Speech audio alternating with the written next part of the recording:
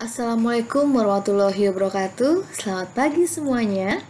Senang sekali Miss Aya kembali bertemu dalam pembelajaran IPS kelas 8. Bagaimana kabar kalian hari ini? Semoga kalian semua dalam keadaan sehat walafiat sehingga dapat mengikuti kegiatan pembelajaran hari ini dengan sangat baik. Melalui video pembelajaran ini, Miss Aya berharap kalian tetap aktif belajar dari rumah, tetap semangat dan bisa secara terus-menerus mengulang-ulang materi pembelajaran melalui video yang sudah di-share. Baik anak-anak semuanya, sebelum belajar, marilah kita bersama-sama mengucapkan basmalah. Bismillahirrahmanirrahim. Semoga kita dimudahkan dalam mencari ilmu. Ya. Pada pertemuan kali ini kita membahas tentang mobilitas sosial, yaitu diantaranya cara mobilitas sosial, saluran mobilitas sosial, dampak positif mobilitas sosial, dan dampak negatif mobilitas sosial. Cara mobilitas sosial. Mobilitas sosial, khususnya mobilitas vertikal ke atas, dapat dilakukan dengan beberapa cara berikut ini, yaitu 1. Perubahan standar hidup. Yang kedua, perubahan tempat tinggal. Yang ketiga, perubahan tingkah laku. Keempat, bergabung dengan organisasi tertentu. Dan yang kelima, pernikahan. Saluran mobilitas sosial.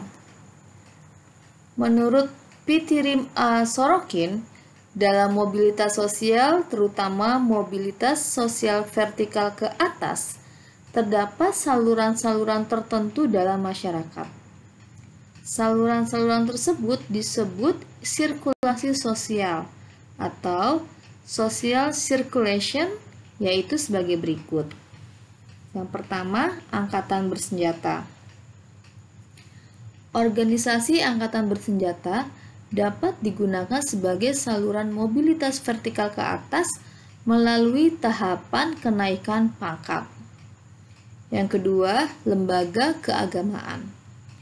Seorang yang menjadi pemuka agama sangat dihormati, meskipun ia mungkin sebelumnya status sosialnya tidak tinggi.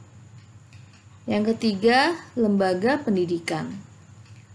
Organisasi lembaga pendidikan sekolah umumnya menjadi saluran yang nyata untuk mobilitas vertikal ke atas. Yang keempat, organisasi politik. Organisasi politik dapat menjadi saluran mobilitas sosial bagi anggotanya. Yang kelima, organisasi ekonomi. Organisasi ekonomi memiliki peranan penting sebagai saluran gerak sosial vertikal ke atas. Keenam, organisasi keahlian. Organisasi keahlian dapat menjadi wadah bagi orang-orang dengan keahlian tertentu. Dan yang ketujuh, saluran perkawinan. Saluran perkawinan dapat menjadi saluran mobilitas seseorang.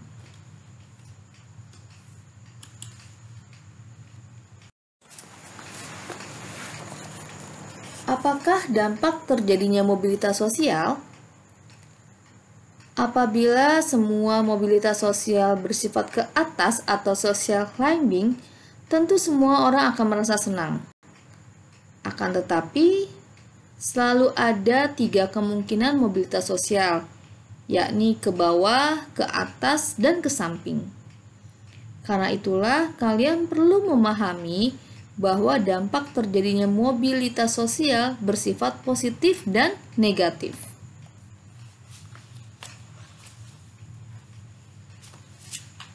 Apakah dampak positif terjadinya mobilitas sosial? Berikut ini beberapa dampak positif terjadinya mobilitas sosial. Pertama, mendorong seseorang untuk lebih maju. Terbukanya kesempatan untuk pindah dari strata ke strata yang lain menimbulkan motivasi yang tinggi pada diri seseorang untuk maju di berbagai bidang. Kalian dapat membedakan kondisi Indonesia sebelum dan sesudah kemerdekaan. Pada masa penjajahan, banyak rakyat kecil yang tidak memiliki cita-cita menjadi camat, bupati, atau gubernur. Hal ini karena tidak adanya kesempatan untuk itu. Bagaimana dengan sekarang? Banyak rakyat kecil kemudian berhasil menjadi pemimpin di berbagai bidang. Dampak positif yang kedua adalah mempercepat tingkat perubahan sosial. Mobilitas sosial akan lebih mempercepat tingkat perubahan sosial masyarakat ke arah yang lebih baik. Contohnya, Indonesia sedang mengalami perubahan dari masyarakat agraris ke masyarakat industri. Perubahan ini akan lebih cepat terjadi jika didukung sumber daya manusia yang berkualitas. Hal itu berarti perlu peningkatan kualitas pendidikan. Keberhasilan mobilitas sosial di Indonesia berarti membuat orang Indonesia memiliki kedudukan terhormat. Cerdik cendekia yang semakin banyak secara langsung mendorong terjadinya perubahan sosial budaya masyarakat. Perubahan yang mudah dilihat misalnya pada masyarakat desa. Penduduk yang berhasil melakukan mobilitas sosial biasanya akan mempengaruhi teman-teman atau masyarakat lainnya. Hal ini berarti secara langsung akan mendorong terjadinya perubahan sosial budaya di desa tersebut. Penduduk yang sebagian besar berpendidikan rendah, kemudian berpendidikan tinggi akan berpengaruh terhadap gaya hidup dan mata pencaharian mereka. Dan dampak positif yang ketiga adalah meningkatkan integrasi sosial. Terjadinya mobilitas sosial dalam suatu masyarakat dapat meningkatkan integrasi sosial. Contohnya, ia akan menyesuaikan diri dengan gaya hidup, nilai-nilai, dan norma-norma yang dianut oleh kelompok orang dengan status sosial yang baru, sehingga tercipta integrasi sosial. Perubahan sosial yang terjadi pada suatu masyarakat akan mendapat respon yang berbeda-beda dari masyarakat lain. Respon tersebut dapat berupa tentangan, namun juga dapat berupa penerimaan. Penerimaan pengaruh yang diakibatkan mobilitas sosial tentu merupakan salah satu contoh terjadinya integrasi dalam masyarakat.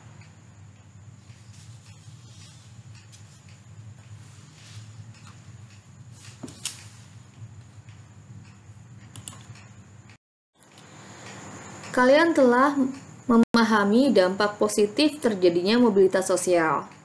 Tentu kalian berpikir bahwa mobilitas sosial juga akan membawa dampak negatif dalam kehidupan masyarakat.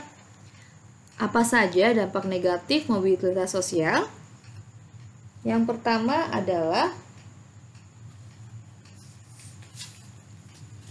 menimbulkan kecemasan dan ketegangan. Yang kedua, merenggangnya hubungan.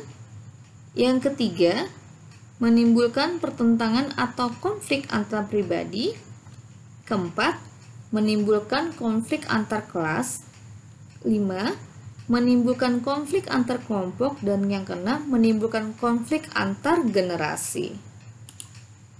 Nah, demikian tadi pemaparan tentang saluran-saluran mobilitas sosial dan dampak positif dan negatif mobilitas sosial bagi kehidupan masyarakat. Semoga pembelajaran hari ini mudah dipahami oleh kalian semua. Apabila ada pertanyaan, kalian boleh mengajukan pertanyaan ke Miss Aya. Terima kasih atas waktunya, terima kasih atas perhatian teman-teman semua. Wassalamualaikum warahmatullahi wabarakatuh.